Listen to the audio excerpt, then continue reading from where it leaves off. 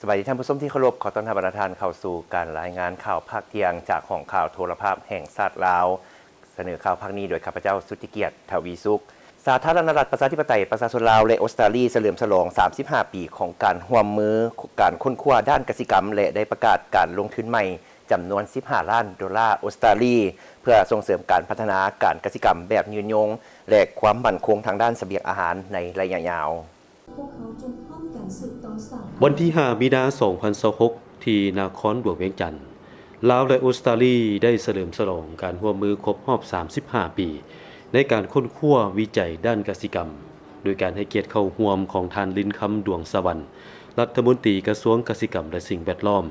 ท่านนางเมแกนจอนส์เอกอัครราชทูตออสเตรเลียประจำลาว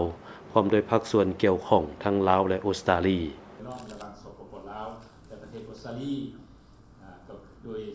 ท่านลินคำดวงสวรรค์ได้กล่าวว่าตั้งแต่ปี 1990 เป็นต้นมารัฐบาลออสเตรเลียโดยผ่านศูนย์ค้นคว้ากสิกรรมสากลประเทศออสเตรเลียหรือ ACR ได้ร่วมมือกับกระทรวงกสิกรรมและสิ่งแวดล้อมพร้อมกับสถาบันการศึกษาของลาวโดยมีหลายกว่า150โครงการการร่วมมือนี้ได้เปลี่ยนแปลงการผลิตกสิกรรมในขั้นท้องถิ่นโดยมีผลกระทบสำคัญต่อปัญหาต่างๆเช่นในแขนงการป่าไม้การประมงและการพัฒนาพันธุ์พืชต้านทานกับพยาธิท่านนางเบแกนจอนส์ได้กล่าวว่าการกำหนดบุริมสิทธิ์ของการร่วมมือได้ผ่านการปรึกษาหารือระหว่างเอเชียและคู่ร่วมงานในประเทศลาวการลงทุนใหม่นี้เป็นการยั่งยืนถึงความมุ่งมั่นของออสเตรเลียในการส่งเสริมการร่วมมือสร้างความเข้มแข็งเพื่อรับมือกับการเปลี่ยนแปลงดินฟ้าอากาศและสิ่งแวดล้อมภายใต้ขอบการร่วมมือรอบด้านระหว่างลาวและออสเตรเลีย Today has been a really lovely event. It's such a great honour that the Lao government has bestowed on so many of the people who have contributed to the ต partnership ลอด between the 35 ปี Australian Centre ของ for การร่วมมือ International กับ Agriculture ลาวพวกเขาได้เห็นว่าการค้นคว้าเวียกงานกสิกรรมที่ต่อเนื่องและการลงทุนในทรัพยากรมนุษย์ในระยะยาวสามารถสร้างการเปลี่ยนแปลงที่มีระยะสำคัญได้โดยการสร้างความสามารถด้านการค้นคว้าวิจัยให้ท้องถิ่นและส่งเสริมผู้นำหุ้นใหม่พวกเขากำลังร่วมกันรับประกันให้นวัตกรรมดำเนินไปได้เกินกว่าโครงการต่างๆและสร้างความมั่นคงทางด้านเสบียงอาหารผลงานของ ACR เริ่มแต่ปี1990ค่อนข้างมีผลงานหลายโดยเฉพาะแม่นสนับสนุนในการปรับปรุงแนวพันธุ์บ่ว่าแนวพันธุ์เขาบ่ว่าแนวพันธุ์มันต้นและก็เทคนิคของการปลูกโดยเฉพาะแม่นเบาเรื่องการนำใช้เทคนิคของกลจักรเขาในสู่การปฏิบัติการผลิตโดยเฉพาะแม่นนำใส่เบาเรื่องรถไถบ่หรือว่าแม่นเบาเรื่องจักรเกี่ยวเขาจักรฝัดเขาทั้งหลายแล้วก็ขยายพื้นที่หน้าที่ว่าเป็นให้น้อยให้เป็นพื้นที่ใหญ่เหมาะสมกับเทคนิคในการนำใส่กลจักรเขาในการผลิตอันนี้มันมีความสำคัญหลายเพราะเขาจะได้ลดพลในการนำใส่แรงงานและก็ลดพลต้นทุนการผลิตอันนี้เป็นบทบาทสำคัญของโครงการ ACR เบาเรื่องเทคนิคของการผลิตในขณะเดียวกันนั้น ACR บ่เพียงแต่เบาเรื่องปรับปรุงในพันธุ์เทคนิคเล็กก็ยังเบาเรื่องเทคนิคของการเฮ็ดนายอดหน้าหวานแม่นเริ่มต้นจากโครงการ ACR เฮ็ดยอดหน้าหวานในเฮ็ดให้นายอดหน้าหวานในปัจจุบันขยายพื้นที่กว้างจุดเด่นหนึ่งของความร่วมมือ35ปีแม่นการพัฒนาทรัพยากรมนุษย์นักค้นคว้าวิจัยของลาวหลายกว่า50คนได้สัมผัสการศึกษาระดับปริญญาโทและปริญญาเอกในมหาวิทยาลัยชั้นนำในประเทศออสเตรเลียโดยผ่านบรรดาโครงการร่วมมือของศูนย์วิจัยค้นคว้าทดลองกสิกรรมสากลของออสเตรเลียภาครัฐและองค์การจัดตั้งสังคมร่วมปรึกษาหารือเพื่อประกอบส่วนในแผนพัฒนาเศรษฐกิจสังคมก็คือเป้าหมายการพัฒนาแบบยืนยงและช่วยเหลือสังคมด้วยหลายรูปแบบเฮ็ดให้ชีวิตการเป็นอยู่ของประชาชนดีขึ้นเป็นก้าวในวันที่ 5 มีนาคม 2026 นี้กรมพัฒนาการบริหารรัฐได้จัดกองประชุมพบปะระหว่างภาครัฐและองค์การจัดตั้งสังคมลาวประจำปี 2025 ขึ้น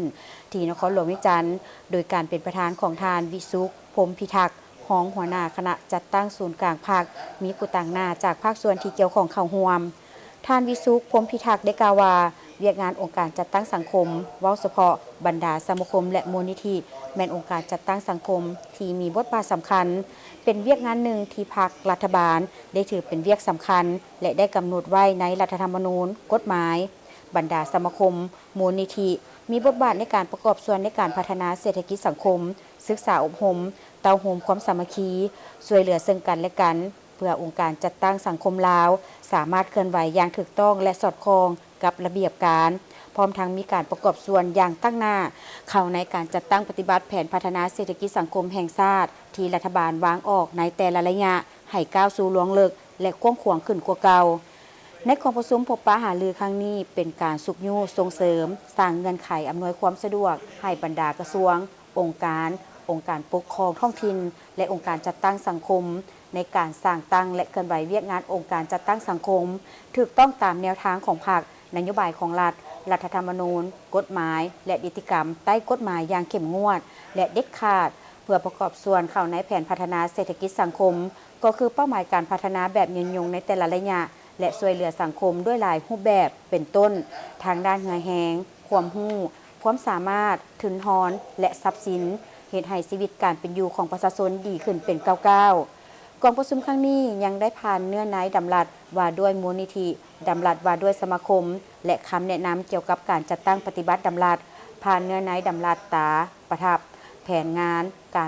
การจัดตั้งและการเคลื่อนไหวของคณะกรรมการประสานงานองค์การจัดตั้งสังคมลาวพร้อมกันนี้ยังได้มีการวางแสดงผลงานขององค์การจัดตั้งสังคมลาวเพื่อให้ผู้เข้าร่วมได้เที่ยวชมและสนับสนุนผลิตภัณฑ์ของบรรดาสมาคมและมูลนิธิต่างๆที่ศูนย์การค้าภาคสัน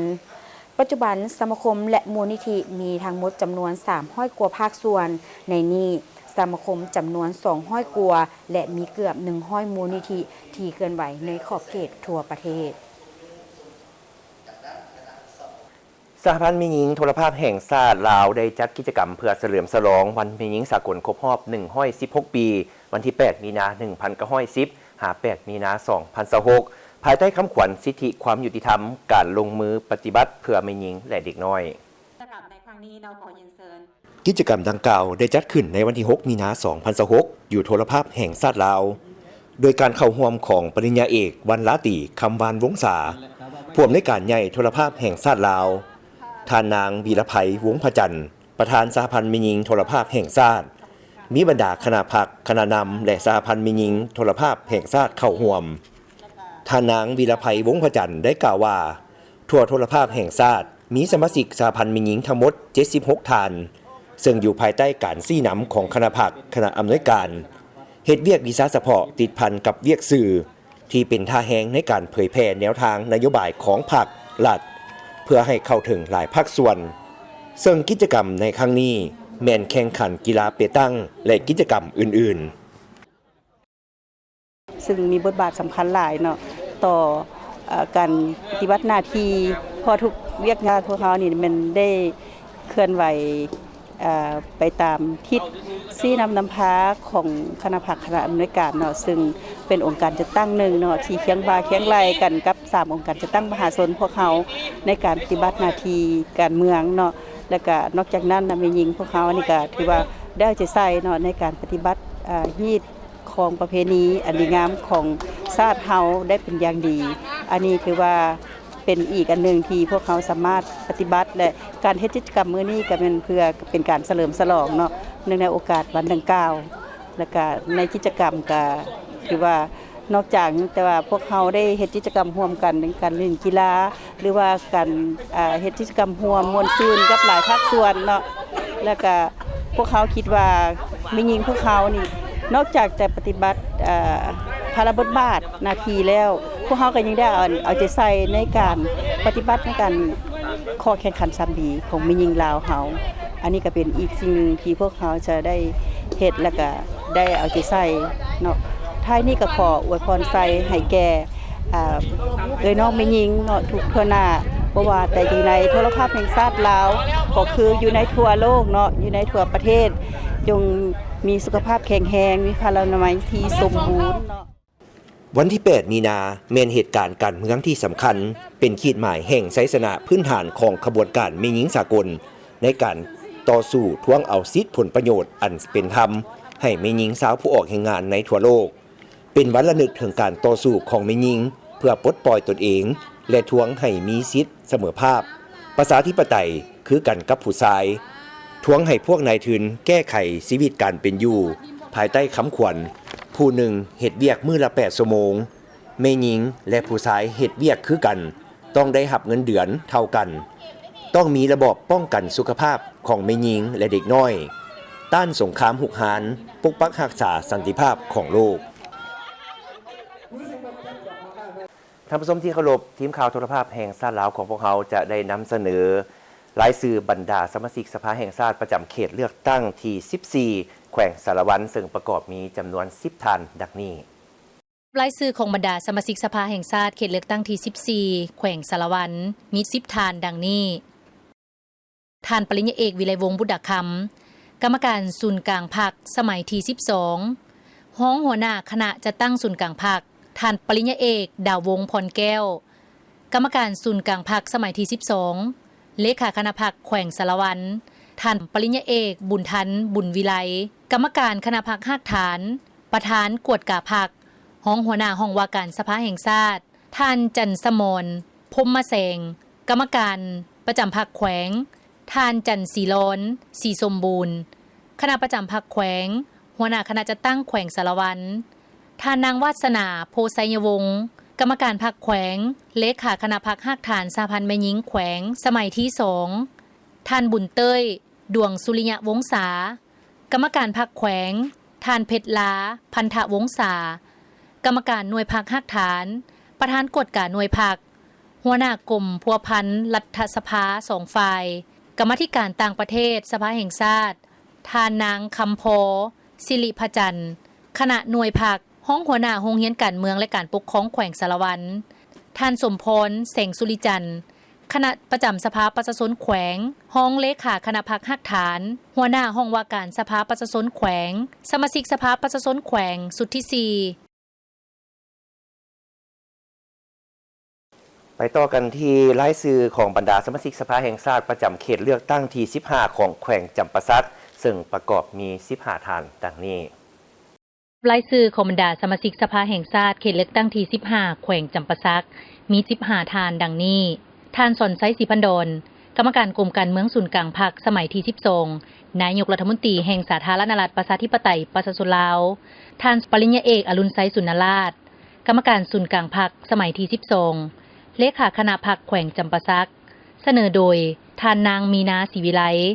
กรรมการสำห้องศูนย์กลางพรรคสมัยที่12เลขาคณะบริหารงานศูนย์กลางชาวหนุ่มประชาชนปฏิบัติลาวท่านแก้วรัตนะศรีหาวงศ์กรรมการประจำพรรคแขวงห้องประธานคณะสมาชิกสภาแห่งชาติประจำเขตเลือกตั้งที่15ห้องประธานสภาประชาชนแขวงจำปาสักท่านดร.ไพวันแก้วประเสริฐห้องเลขาคณะบริหารงานพรรคกระทรวงห้องรัฐมนตรีกระทรวงสาธารณสุขท่านนางพรเพชรอุ่นแก้วกรรมการคณะพรรคห้องหัวหน้าองค์การอัยการประชาชนสูงสุด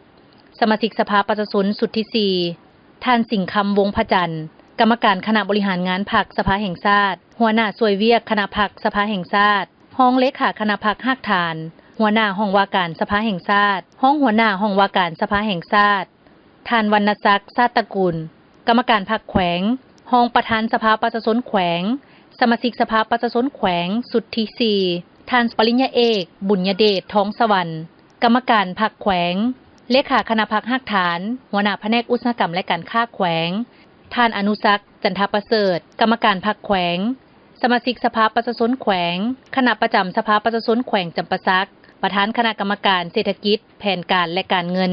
สภาประชาชนแขวงสมาชิกสภาประชาชนแขวงสุดที่4ท่านปริญญาเอกภูวงศ์อภัยกรรมการพรรคแขวงหัวหน้าแผนกศึกษาธิการและกีฬาแขวงท่านพลจัตวาแสงทองธรรมเทวา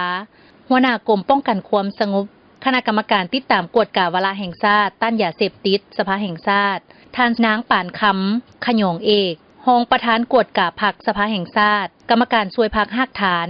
ห้องประธานกวดกาหน่วยพรรคหักฐานห้องประธานสหพันธ์กรรมบาลสภาแห่งชาติสุดที่6ประธานกวดกาสหพันธ์กรรมบาลแห่งชาติหัวหน้ากรมฝึกอบรมข้อมูลข่าวสารสถาบันค้นคว้านิติกรรมสภาแห่งชาติท่านนางบุญสุวรรณโพไซสนศักดิ์ รองประธานคณะกรรมาการวัฒนธรรมสังคมและบรรดาเผ่าสภาประชาชนแขวงสมาชิกสภาแห่งชาติสุดที่9ท่านทิพย์สนสมาเลิกประธานกวดการหน่วยผักคณะประจำสภาประชาชนแขวงหัวหน้าห้องว่าการสภาประชาชนแขวงสมาชิกสภาประชาชนแขวงสุดที่4รายชื่อบรรดาสมาชิกสภาแห่งชาติประจำเขตเลือกตั้งที่16ของแขวงเซกองมีจำนวน7ท่านดังนี้รายชื่อของบรรดาสมาชิกสภาแห่งชาติเขตเลือกตั้งที่16แขวงเซกองมี7ท่านดังนี้ท่านบุญจันทร์ศรีวงศ์พันธ์คณะกรรมการศูนย์กลางพรรคสมัยที่12ห้องหัวหน้าห้องว่าการศูนย์กลางพรรคท่านบุญหลายบุตถิกรรมการคณะบริหารงานศูนย์กลางพรรคสมัยที่12เลขาคณะพรรคแขวงเซกองท่านจันทบุญสุขอรุณห้องรัฐมนตรีกระทรวงอุตสาหกรรมและการค้าสมาชิกสภาแห่งชาติสุดที่9ท่านปริญญาเอกตุลาวันวงศ์ไสกรรมการประจำพรรคแขวงผู้ช่วยเวียกคณะประจำสภาประชาชนแขวงเซกองท่านนางคำไพวีรสารกรรมการพรรคแขวงคณะประจำสภาประชาชนแขวงหัวหน้าห้องว่าการสภาประชาชนแขวงสมาชิกสภาประชาชนแขวงสุดที่4ประจำเมืองกะลึมท่านนางไฮมณีวงศ์นอแก้วสืบต่อสมัครรับเลือกตั้งสมาชิกสภาแห่งชาติสุดที่10พันเอกเหียมสัญราชห้องหัวหน้ากองบัญชาการป้องกันความสงบแขวงท่านผู้ชมที่เคารพต่อไปเส้นทางที่ตามรับชมสถานการณ์ข่าวที่เกิดขึ้นอยู่ต่างประเทศพร้อมด้วยข่าวกีฬา